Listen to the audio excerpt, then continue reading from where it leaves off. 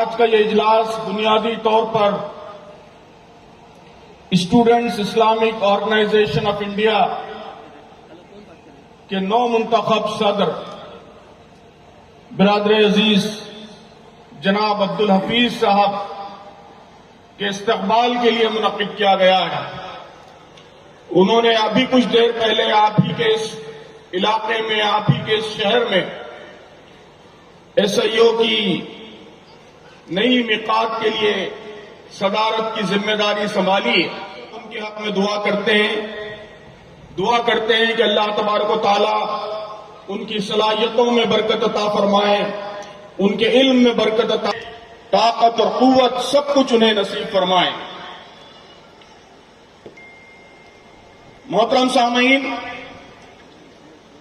S I او ہمارے بچے، ہمارے نوجوان چوطرفہ حملوں کی زد میں ہیں۔ فکری حملے، نظریاتی حملے، تہذیبی حملے، مغربی تہذیب کے حملے، مشرکانہ تہذیب کے حملے، تو چوطرفہ تہذیبی فکری حملوں کے اس ماحول میں یہ تحریک ہمارے بچوں کی حفاظت کرنے والی تحریک ہے۔ یہ تحریک ہماری نسلوں کی محافظی نہیں ہے، بلکہ ہماری نسلوں کی معمار ہے۔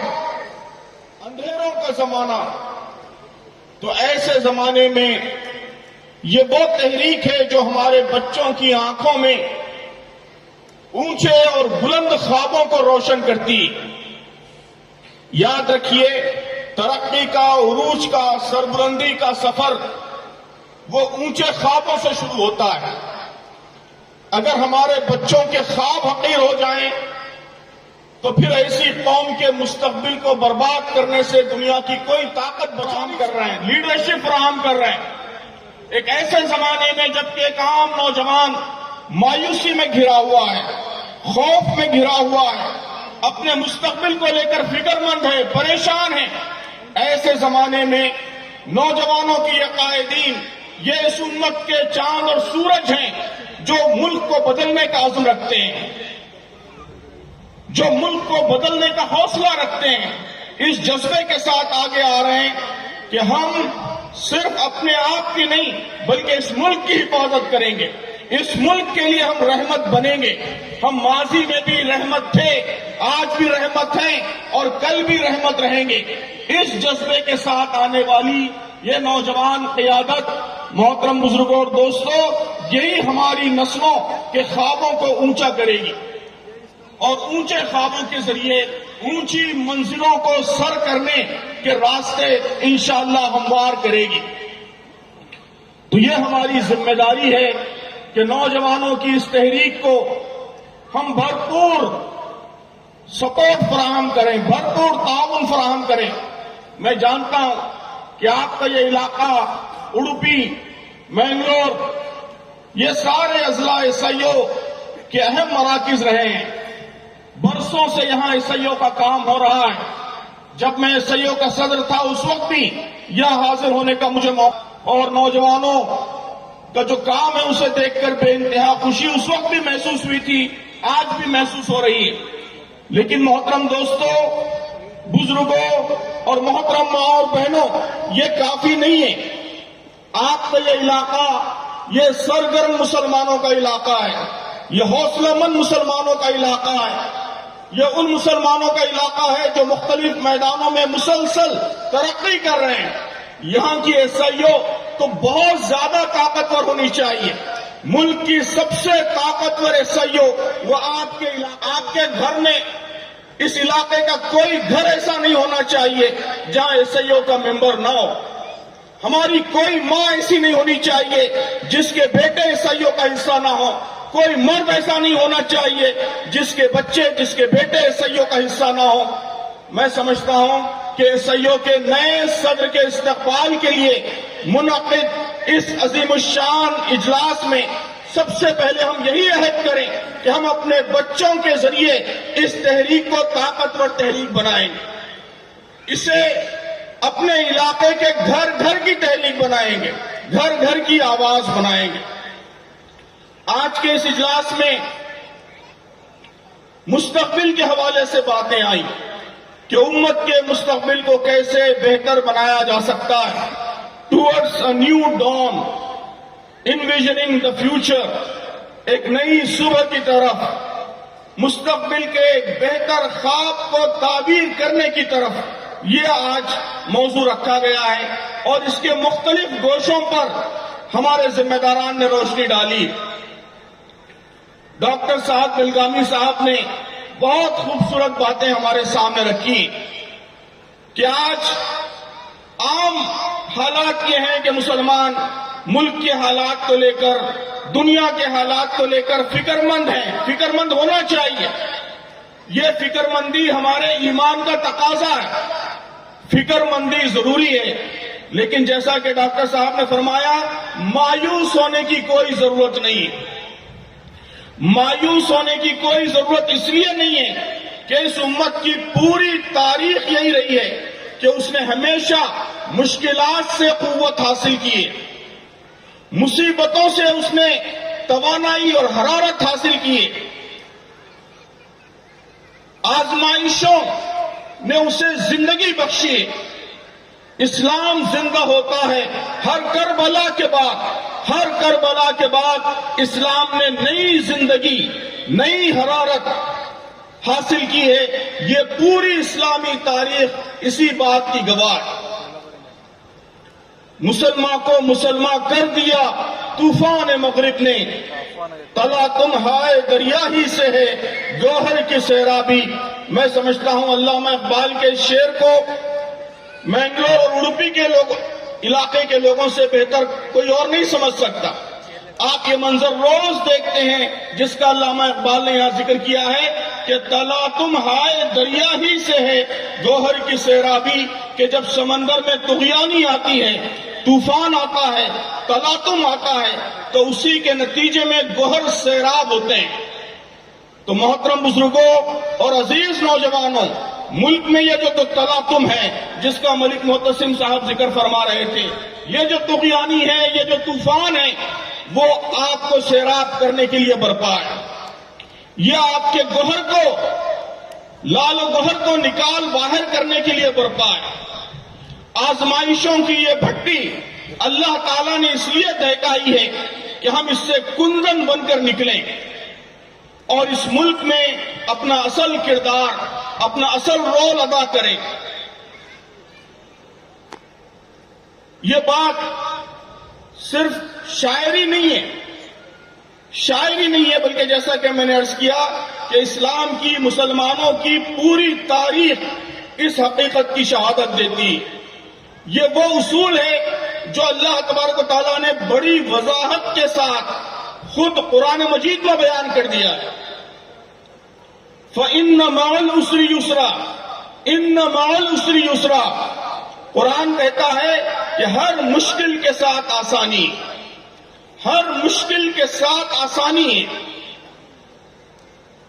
عبداللہ بن مسعود رضی اللہ تعالیٰ عنہ صحابی رسول اس آیت کی تشریح کرتے ہوئے فرماتے ہیں کہ اگر مشکل، پریشانی وہ کسی پتھر کی بل میں بھی جا کر چھپ جائے تو آسانی اس کا پیچھا کرتی ہے اور وہاں سے اسے ڈھونڈ کر نکالتی۔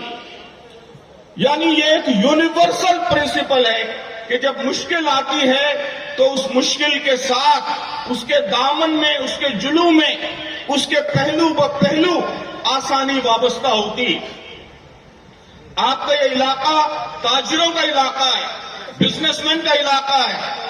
تاجر کہتے ہیں کہ جتنا بڑا رسک اتنا بڑا پروفٹ، کہ اگر کسی بزنس میں رسک کم ہے تو پروفٹ کم ہوتا ہے، لیکن جس بزنس میں رسک زیادہ ہوتا ہے اس میں پروفٹ بھی زیادہ ہوتا ہے۔ ٹھیک یہی اصول قوموں پر بھی لاگو ہوتا ہے، قوموں کے احوال پر بھی لاگو ہوتا ہے کہ جتنا بڑا چیلنج اتنی بڑی اپارچونٹی۔ جب بڑا چیلنج آتا ہے تو اس کے ساتھ ساتھ بڑی اپارچونٹی، بڑے مواقع بھی آتے ہیں۔ اللہ تعالیٰ نے اس آیت میں یہی بات کہی، اِنَّ مَعَ الْعُسْرِ يُسْرًا۔ مفسرین نے اس آیت کی تشریح کرتے ہوئے ایک اور خوبصورت بات لکھی ہے کہ آپ دیکھیے کہ اس آیت میں 2 بار عسر کا، مشکل کا ذکر ہے، العسر. اور عسر عربی جاننے والے جانتے ہیں کہ عسر یہ معرفہ کے فارم میں آیا ہے اور یسر یہ نکیرہ کے فارم میں آیا ہے. اس کا مطلب یہ ہے کہ مشکل ایک ہی ہے لیکن آسانیاں 2 ہیں. تو عبداللہ بن مسعود فرماتے ہیں کہ اس کا مطلب یہ ہے کہ ہر مشکل کے ساتھ ایک نہیں 2 آسانیاں ہیں. ہر مشکل کے ساتھ 2 آسانیاں ہیں. جتنی مشکلات ہیں اس سے 2 گنی آسانیاں ہیں. جتنا بڑا چیلنج ہے اس سے 2 گنا، اس کی 2 گنی گویا مقدار میں اپارچونٹی ہے، موقع ہے. تو محترم بزرگوں اور دوستوں، ان حالات کو ہمیں صرف چیلنج کے زاویے سے نہیں دیکھنا چاہیے. انشاءاللہ یہ حالات امت کے بہتر مستقبل کی راہ ہموار کریں گے. یہ سیاہ رات انشاءاللہ سورج کے طلوع آفتاب کے قریب ہونے کی انشاءاللہ دلیل بنے گی. اس یقین کے ساتھ ہمیں آگے بڑھنا ہے. لیکن محترم بزرگوں اور دوستوں، میں قرآن مجید کا ایک اور اصول بھی یاد دلانا چاہتا ہوں. میں نے یہی 2 اصول حال ہی میں چند دن پہلے بنگلور میں مسلم پرسنل لا بورڈ کے اجلاس میں بھی عرض کیے تھے کہ ایک طرف قرآن مجید کا اصول یہ ہے کہ ان مع العسر یسرا، کہ ہر مشکل کے ساتھ آسانی ہے، لیکن ساتھ ہی ساتھ قرآن مجید یہ اصول بھی بیان کرتا ہے کہ یہ آسانی، یہ اپارچونٹی، یہ موقع، یہ ہاتھ پر ہاتھ دھرے بیٹھے رہنے سے حاصل نہیں ہوتا، گھر میں بیٹھ کر انتظار کرنے سے حاصل نہیں ہوتا، بے عملی سے، بے حسی سے حاصل نہیں ہوتا، بلکہ یہ موقع، یہ آسانی، یہ اس وقت حاصل ہوتی ہے جب اسے حاصل کرنے کے لیے آپ آگے بڑھیں، آپ جدوجہد کریں، آپ مشکلات کو خاطر میں لائے بغیر اپنے اصولوں پر استقامت کے ساتھ ڈٹ کر چٹان کی طرح اپنے پرنسپلز پر جمے رہ کر آپ سچائی کے لیے، حق کے لیے، اپنے مقصد اور نصب العین کے لیے کوشش کریں، جدوجہد کریں، محنت کریں. اسی صورت میں یہ آسانی حاصل ہوتی. تو قرآن کا دوسرا اہم اصول یہ ہے کہ ان اللہ لا یغیر ما بقوم حتی یغیر ما بانفسہم، کہ اللہ تعالیٰ کسی قوم کی حالت اس وقت تک نہیں بدلتا جب تک وہ اپنے انفس کو نہیں بدلتی. جب تک وہ اپنے انفس کو نہیں بدلتی اس وقت تک اللہ تعالیٰ حالات نہیں بدلتا. قرآن کے مطابق یہ بھی یونیورسل پرنسپل ہے، اللہ کی مستقل سنت ہے. ہر طرح کے حالات میں اللہ کا یہی قانون نافذ ہوگا کہ اگر ہم اپنے انفس کو نہیں بدلیں گے تو اللہ تعالیٰ ہماری حالت کو نہیں بدلے گا، اور اگر ہم اپنے انفس کو بدلیں گے تو اللہ تعالیٰ ضرور ہماری حالت کو بدلے گا. انفس کیا ہے؟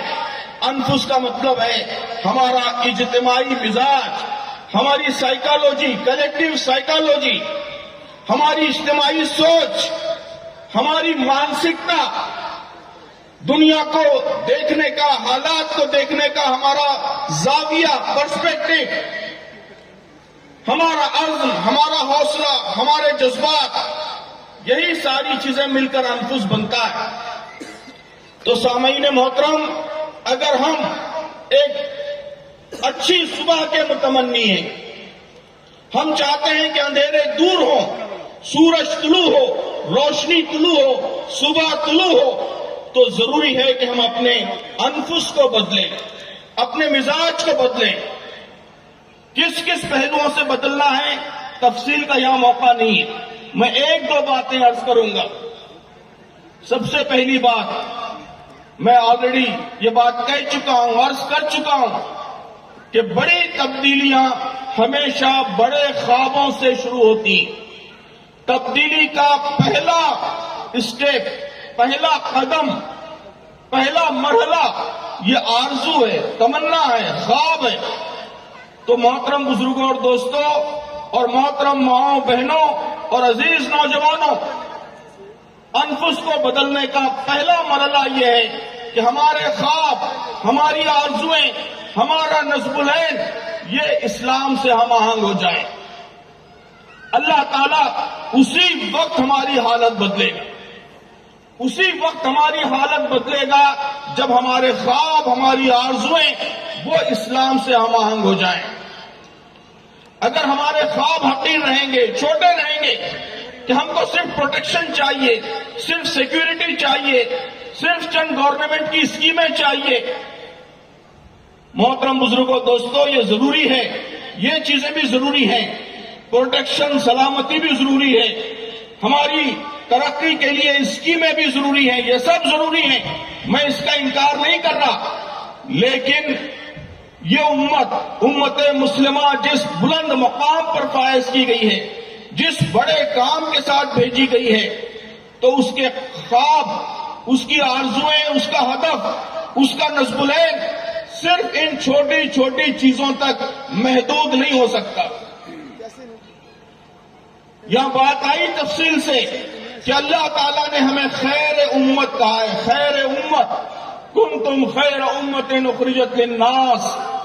یہ آیت بار بار ہم سنتے ہیں، کثرت سے ہماری تقریروں میں اس آیت کی تکرار ہوتی ہے، لیکن آپ بتائیے کہ کیا ہمارے خواب، ہماری آرزوئیں، ہماری دلچسپیاں، ہمارے مشاغل وہ اس آیت کے مطابق ہیں، اس آیت کے پیغام کے مطابق ہیں؟